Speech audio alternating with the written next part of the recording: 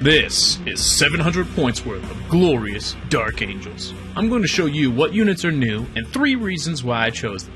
Hint hint, it's the giant floating machine of death in the back. And some more Space Marine bros sprinkled in there. I know I'm not the only one who feels like they don't have a lot of free time. As such, I feel it's important that the time I do have is used productively, and after spending it on my hobby, I feel a sense of accomplishment. Therefore, I decided to add a Storm Speeder to my army. The unit is easy to paint and is worth quite a bit of points, 160 of the 200 I need to add actually. I knew how to make the paint job both enjoyable and also rewarding. Here's what I did. First, I assembled the model. Pretty easy there, the boxes have directions in them, so... Next, I primed the model in black. Lucky me, most of the model is black. After that, I went to town putting non-black in areas that needed it. Finally, I based it the same as my army, and this bad boy was finally done. To the uninitiated, you may be asking yourself, why this model's black and not green like the rest of my army? To this I say, this is my toy, I bought it, and I'll do what I want. Alternatively, I could justify it by pointing out that the army I chose paint all their fast attack units in black, signifying their distinction as part of 2nd Company, or more badassly named, the Ravenwing. This was a huge factor for me in deciding to play Dark Angels. Their army is essentially 3 wings with different styles of play and color schemes. Woohoo! Speaking of Ravenwing, this brings us to the next point. In the game of Warhammer 40,000, you bring an army of your choice to wage war against an opponent, who also brings an army, presumably of their choice. Although I'm not one to judge, to win the war, like in real life, you need to get more points, which are scattered throughout the battlefield.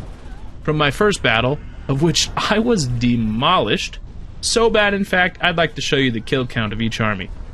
Here are the models I killed. Here are the models my opponent killed. Yes, that is my entire army. I learned the importance of getting on those objectives early, either to harass my opponent or hoard points for myself, especially in these small matches. Therefore, the Storm Speeder was the natural choice. These suckers are fast, and I got the need for speed, baby!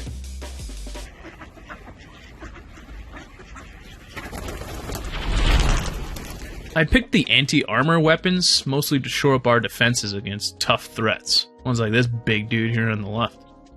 Another great aspect of taking Storm Speeders is their cool tricks they get to pull.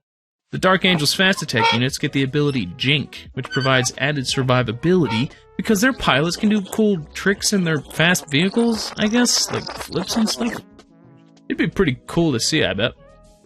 Sometimes it is worth considering cool tricks certain units can perform when adding to an army, which brings us to our final point. In taking this unit, I get to try new things and attempt to improve my knowledge of both the game and my army. But most importantly, I get to look totally cool while I do it. And a quick tip, if you and your models look cool, even as your opponent blows you off the table, you have 10% more fun than if you didn't. They may win the battle, but you, my friend, are playing a totally different game. Realistically, though, is this unit a viable option? Not really. Is it a competitive unit? No. Do I care? Not one bit.